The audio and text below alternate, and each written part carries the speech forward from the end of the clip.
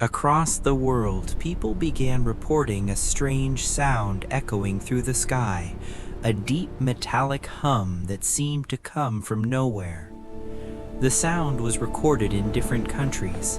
Sometimes it lasted for minutes, sometimes it appeared suddenly and faded into silence. Some described it as distant trumpets, others heard grinding metal or a deep roar as if something moved high above the clouds. Videos began appearing online showing people stopping in the streets and recording the strange sound coming from the sky itself. Scientists proposed several explanations, from unusual atmospheric pressure changes to distant industrial noise carried by strong winds. Other researchers suggest the sound could be linked to deep underground movements or natural phenomena that are still poorly understood.